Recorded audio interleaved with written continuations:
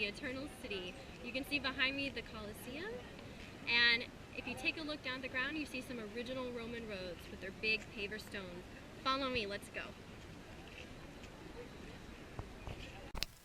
You may have heard the phrase, all roads lead to Rome, but in fact, this was actually true during the time of the Roman Empire. The Romans were masterful craftsmen at everything, and their roads were no exception. The network of Roman roads covered over 50,000 miles, linking the most distant parts of the empire together. Now, building these roads took careful skill and effort. They built their roads in layers. First, digging a trench, they filled the trench then with materials to help with drainage. Next, they put a layer of sand that was followed by a top layer of stones that were carefully fitted together. Now, obviously, you can see that these stones today are worn and there's large parts where there's gaps between the stones, which makes walking on them very difficult today. But in ancient Rome, these would have been perfectly smooth and perfect for travel. In just a minute, I'm going to take you on a bumpy bike ride on the first major Roman highway, the Appian Way. Alright, so here I am on the ancient Appian Way, and as we know that the Romans built these roads, this network of roads that stretched all across their empire. And you can see, here I am on a stretch of it. Now today the stones look really big, and when you're riding your bike on it like I am today, it's really rough. But in ancient times they were perfectly smooth, and we know that this gave the military a great advantage as they traveled through the countryside to get places across the empire very quickly and send messages. So here we are, it's awesome. This is a tomb of a wealthy person on the Appian Way. And for pedestrians, but because a lot of people were traveling just walking, and even to let these horses overtaking the carriages. Instead, the size of the Appian Way is because the size of the carriages was half of this, 2 meters, so 6-7 feet almost. In fact, the Appian Way is 14 feet. So the carriages, they could go in a way and in another. Okay, and then they could pass each other on the street. Appian Way for 2 carriages. Then sidewalks on both sides, and then there were some draining holes. Okay, right here on the Appian Way, this big stone is actually a grave. This would have been a very wealthy person to have been able to afford a tomb on the side of the Appian Way. As you can see, this area is still used by people today for exercise and an active lifestyle. In just a minute, I'm going to hop on my bike and join him. Left alive. Talking about Spartacus. The Spartacus group, they were crucified naked from Rome to Capua at a distance of about 100 meters, probably less. No one could touch their bodies, that they had to be eaten by animals. So, and that was don't mess with Rome. So that was a very, it was a pretty tough message. You can see there's a bend in the road up ahead. So this is the province, on our right, there was something holy, something important on the top of. That means there was probably something important off to the right, because the road would normally be straight. This is the first bend in the Appian Way in 90 miles. This is also the very same road that Spartacus and his men were crucified on after the rebellion. Here, this would have been the tomb of a warrior along the Appian Way. Okay, get ready for a bumpy bike ride. If only the Appian Way was as smooth as it was in ancient times. I'm not exactly sure I was prepared for this jolting and jerky bike ride, but hey, how often do you get the chance to hop on a bike and cruise down an ancient Roman highway? Now, the Appian Way was actually a military highway that ran 132 miles from Rome to the gladiator training town of Capua.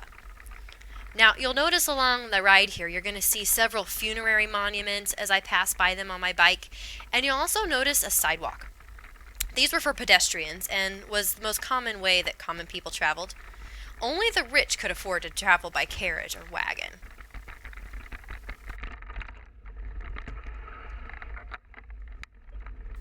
Alright, here's where it gets really bumpy, so hold on tight.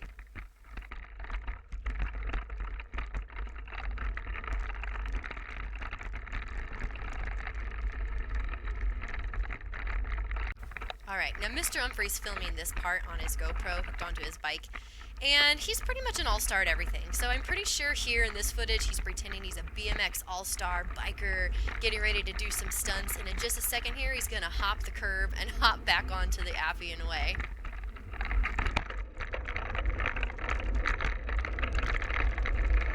So as our brakes come to a screeching halt, we of course have to stop for a photo opportunity with this headless statue.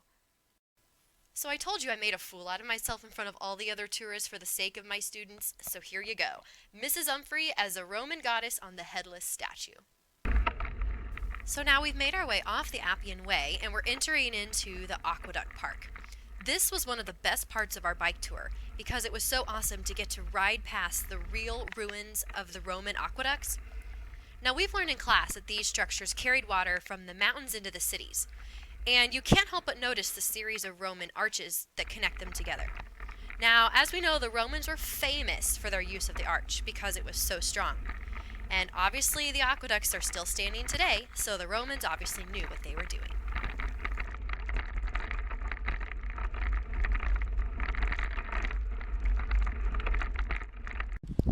Okay, right now I am in a Roman aqueduct park, so you can see behind me these aqueducts stretching for miles, and we know that they reached all across the empire.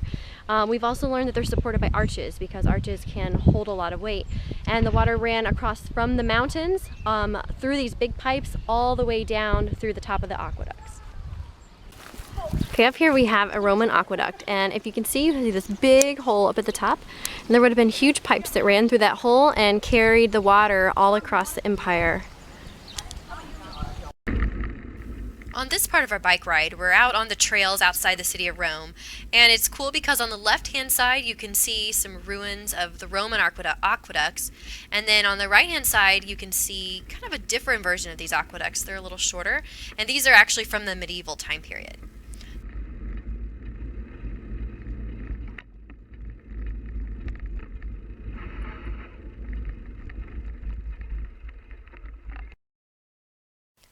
We've learned that the Romans were famous for their public bathhouses, which in all honesty sounds kind of awkward today, but this was basically a public gym or a spa. I'm going to take you inside. Alright, here I am in the baths of Caracalla. Now this was the most famous spa of ancient Rome. This was a place where the ancient Romans could come to exercise, to bathe, and the most amazing thing is that access to this place was free, unlike what we have today. Here we are inside the baths of Caracalla, named after the emperor at the time. He basically opened this beautiful public spa free for all social classes. Now this was a pretty good way to keep the people happy and build unity, while all at the same time giving all the credit to him. Now inside this amazing place were several different rooms with free spa services, everything including heated pools to a steam room heated by furnaces underground. Now this was luxury even by today's standards. Here's an artist illustration of what this incredible ancient spa might have looked like. Alright, here we are in the baths of Caracalla. Now this would have been the center of Roman social life. People came here to socialize with their friends, to bathe and to exercise. And what's interesting is that all levels of society were able to come here to this very place. Even the rich and the poor would meet their friends and mingle for the afternoon. And you can see what remains today. You can see these beautiful mosaic floors right here in this place. Anyone spy another Roman arch? Alright, I told you, they're everywhere. And like we learned, the Romans were experts at using them because they were such a strong structure. I just thought this was such a cool picture of the Arch of Constantine with the Colosseum in the background and the many arches that the Romans use in their architecture. So here is the Arch of Constantine. This marks his victory over his rivals, and as we know, Constantine helped spread Christianity throughout the empire and eventually moved the capital over to Constantinople, of course, named after himself. While we're talking about Rome's accomplishments in regards to architecture, you can't forget this building. This is the Pantheon. And the Pantheon was the home to all of Rome's many gods. The word pan actually means all, so therefore it makes sense to have a temple or a place where the Romans could worship all of their many gods. Now today the Pantheon is a huge tourist attraction in Rome, mainly because of the huge dome or vault inside this beautiful building. Now we'll go in and take a look in just a minute, but Just for a second, take a look at this footage just to get a feel for what it's like to be in Rome outside the Pantheon.